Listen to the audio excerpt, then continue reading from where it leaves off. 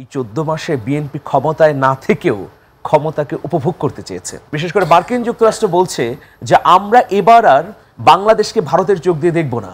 নির্বাচনের দিকে দেশ অনেকটা এগিয়ে গেছে। কেন?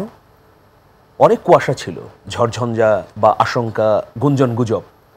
সেই জায়গা থেকে এখন যে অবস্থাটা দেখা যাচ্ছে যে উত্তরণের পথে এগিয়ে যাচ্ছে।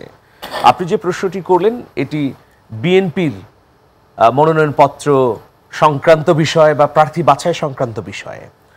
আমি এইখানে 3টা ঘটনাকে সামনে রাখতে চাই।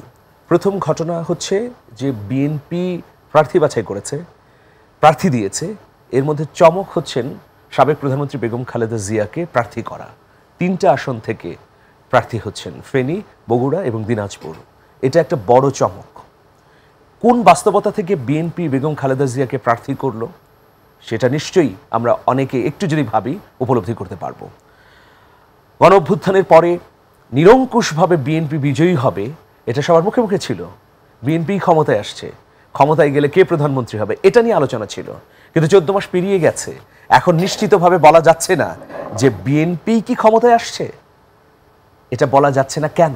কারণ এই 14 মাসে কেন বলা যাচ্ছে না? এই 14 মাসে বিএনপি ক্ষমতায় না থেকেও ক্ষমতাকে উপভোগ করতে চেয়েছে। একটা কথা আছে যে সময় এবং ক্ষমতা কারোর একার জন্য উপভোগ্য নয়। বিএনপির তৃণমূল বা অন্যান্য কতিপয় নেতাকর্মীরা হয়তো এটা ভুলে গেছেন। না, অন্য অনেক রাজনৈতিক দলই এই ক্ষমতা উপভোগ করেছে। অনেক রাজনৈতিক দল উপভোগ করেছেন, কিন্তু বিএনপির কিছু সংখ্যক বা বড় সংখ্যক নেতাকর্মী মনে করেছে যে আমরা তো ক্ষমতায় চলে এলাম। ফলে কি হয়েছে, বিএনপি তার নীতি এবং আদর্শের মধ্যে অটুট থাকতে পারেনি। তৃণমূল পর্যায়ে চাঁদাবাজি হয়েছে, সিন্ডিকেটবাজি, এরপরে মানুষ অতিষ্ঠ হয়েছে। 1977 সালে গণভোট থেকে শুরু করে যে ব্যক্তিটি বিএনপির প্রত্যেকটি নির্বাচনে বিএনপিকে সমর্থন দিয়েছে, সেই রকম একজন লোক এখন বলছে যে আমি এবার বিএনপিকে ভোট দেব না। কেন বলছে? বলছে কারণ বিএনপির সাম্প্রতিক আচরণ দেখে। তো সেই কারণে আপনি যেটা বলছেন যে সেই কারণে বিএনপি বাস্তবতাকে উপলব্ধি করেই বেগম খালেদা জিয়াকে প্রার্থী করিয়েছে। এটা বিএনপির একটা প্র্যাগমেটিক থট, আমি স্বাগত জানাই। কারণ বেগম খালেদা জিয়া অপ্রতিদ্বন্দ্বী নেত্রী, তার প্রতি মানুষের এখনো যে ভালোবাসা, সেই ভালোবাসার স্ফুরণ মানুষ দেখাতে পারে এবারের নির্বাচনে। তো সুতরাং এটা হচ্ছে বিএনপির একটা দূরদর্শী চিন্তার বহিঃপ্রকাশ। গতকালকের এই ঘটনায় অনেকগুলো অসঙ্গতি ইতিমধ্যে হয়ে গেছে রাজনৈতিক দল হিসেবে বিএনপির, কিন্তু এটা অবশ্যই ইতিবাচক। 2 নম্বর বিষয় হচ্ছে যে গতকালকে আরেকটা প্রেস ব্রিফিং হয়েছে, সেখানে জামাত সহ 8টা রাজনৈতিক দলের প্রতিনিধিরা ছিলেন। সেখানে এই প্রথমবারের মতো দেখলাম জামাতের শীর্ষ নেতা ডাক্তার সৈয়দ তাহের, খেলাফত মজলিসের একাংশের আমির মাওলানা মামুনুল হক এবং চরমোনাই পীর সৈয়দ রেজাউল করিম উপস্থিত ছিলেন। এর আগে কিন্তু এই 3 জন কোনো ব্রিফিংয়ে উপস্থিত থাকেননি, এবং একটা গুঞ্জন ছিল যে মাওলানা মামুনুল হক শেষ পর্যন্ত জামাতের সঙ্গে যাবেন কিনা, বিএনপির সঙ্গে যাবেন, এটাই আভাস ছিল। কারণ মাওলানা মামুনুল হকের সঙ্গে তারেক রহমানের নিয়মিত যোগাযোগ হয়, কথা হয়। ইতোমধ্যে তারেক রহমান তাকে প্রস্তাব করেছেন একটা আসনে প্রতিদ্বন্দ্বিতা করবার জন্য, ঢাকার একটি আসনে। তো এইরকম পরিস্থিতিতে চরমোনাই পীর বা তার রাজনৈতিক দল ইসলামী আন্দোলন বাংলাদেশকে নিয়েও একটা ধোঁয়াশা ছিল যে এই দলটি জামাতের সঙ্গে যুক্ত হবে কিনা। কিন্তু শেষ পর্যন্ত আমরা দেখলাম 8টা রাজনৈতিক দল একটা ব্রিফিং করে কিছু দাবি উঠালো। 11 নভেম্বর তাদের একটা গণমিছিল আছে। তো দেখুন, তার মানে এখানেও একটা সমীকরণ তৈরি হচ্ছে। তৃতীয় যে বিষয়টি ঘটলো, অন্তর্বর্তীকালীন সরকারের আইন উপদেষ্টা ডক্টর আসিফ নজরুল তিনি ঘোষণা দিলেন যে রাজনৈতিক দলগুলোকে 1 সপ্তাহ সময় দেওয়া হলো। এই সময়ের মধ্যে যদি তারা সমঝোতায় না আসে তাহলে সরকার নিজে সিদ্ধান্ত নেবে। দেখুন, সরকার ধীরে ধীরে তার মেরুদণ্ড দেখাচ্ছে। আমরা তো কদিন আগেও সরকারকে বলেছি এটা একদম মেরুদণ্ডহীন, নত জানো। আমরা সরকারকে চেয়েছিলাম যে এটা জাগুয়ার বা সিংহের মতো দৌড়াবে, এখন এই সরকার দৌড়াচ্ছে কচ্ছপের মতো।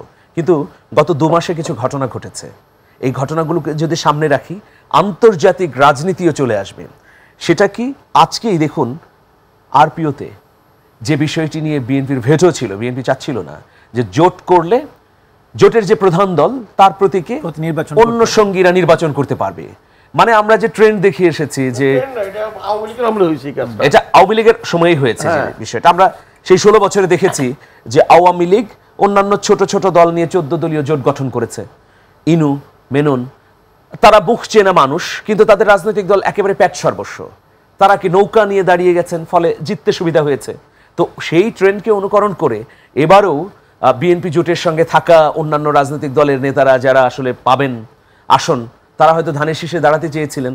অন্যদিকে জামাতের সঙ্গে যারা জোট করবেন তারা হয়তো দাঁড়িপাল্লায় দাঁড়াতে পারেন। কিন্তু এই যে ট্রেন্ডটা, এটা ভেঙে দিল এই সরকার।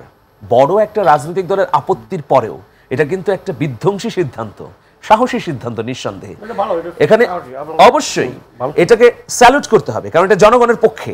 আরেকটা বিষয় দেখেন আরপিওতে, যে একটা নির্বাচনী এলাকায় ধরুন 100 ভোট কেন্দ্র আছে, একটা কেন্দ্রে যদি আপনার কোনো ধরনের সহিংসতা হয় তাহলে পুরো আসনের ফলাফল স্থগিত করার ক্ষমতা দিয়ে দেওয়া হয়েছে। এটা খুবই গুরুত্বপূর্ণ বিষয়। তৃতীয় বিষয় হচ্ছে যে 16 বছর এই সশস্ত্র বাহিনীর কোনো বিচারিক ক্ষমতা নির্বাচনকালীনের অবস্থায় ছিল না, কিন্তু এবার আইন শৃঙ্খলা রক্ষাকারী বাহিনীর সংজ্ঞায় পরিবর্তন করে সেনা, নৌ, বিমান এবং বিডিআরকেও, মানে বিজিবিকেও সেখানে যুক্ত করা হয়েছে। তার মানে কি, তারা এখন ঠুঠো জগন্নাথের মতো দর্শকের ভূমিকায় দাঁড়িয়ে থাকবে না, তাদের বিচারিক ক্ষমতা আছে, তারা ক্ষমতা প্রয়োগ করতে পারবে কোথাও সহিংসতা হলে। তো এই যে ধারাবাহিকভাবে কাজগুলো হচ্ছে। আরেকটা বিষয় আপনারা দেখুন, যে এটা অক্টোবরের মাঝামাঝি সময়ের ঘটনা। কি হলো, যে যারা গুম, খুন, অপহরণের সঙ্গে জড়িত এই রকম 16 জন সেনাবাহিনীতে বর্তমানে কর্মরত কর্মকর্তার বিরুদ্ধে কি গ্রেফতারি পরোয়ানা জারি হয়ে গেল। এইটা বিরল ঘটনা, এই উপমহাদেশে পৃথিবীতেই বিরল ঘটনা। খুব কম দেশে এরকম ঘটনা ঘটেছে যে সরকার বর্তমান সেনাবাহিনীতে কর্মরত কর্মকর্তাদের বিরুদ্ধে গ্রেফতারি পরোয়ানা জারি করছে। তো সেইটা একটা আদালত করেছে। এইটা হচ্ছে যে প্রসিকিউশন টিমের আবেদনের পরিপ্রেক্ষিতে। তো এটাও একটা বড় ধরনের ঘটনা। তো এই যে ধারাবাহিকভাবে ঘটনাগুলো ঘটছে, এর পেছনে দুটো কারণ আছে। একটা হচ্ছে পশ্চিমা বিশ্বের নিরঙ্কুশ সমর্থন ডক্টর মোহাম্মদ ইউনূসের প্রতি। সাম্প্রতিক সময়ে এই সমর্থনটা বেড়েছে এবং ভারতের প্রভাব খর্ব হয়েছে। কেন আমি বলি, ভারতের সঙ্গে বর্তমানে যুক্তরাষ্ট্রের যে সম্পর্ক চলছে, এটা সাম্প্রতিক সময়ের না, শুধু মানে অনেক দিনের মধ্যে সবচেয়ে ভয়াবহ খারাপ সম্পর্ক যাচ্ছে নরেন্দ্র মোদী এবং ডোনাল্ড ট্রাম্পের মধ্যে। তার ফলে নানা ধরনের সিদ্ধান্ত হচ্ছে কিন্তু ভারতের বিরুদ্ধে।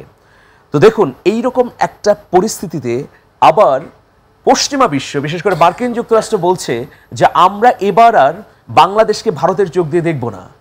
এতদিন আমরা বাংলাদেশকে ভারতের চোখ দিয়ে দেখেছি কারণ আমাদের বিশ্বস্ত মানুষ ছিল না।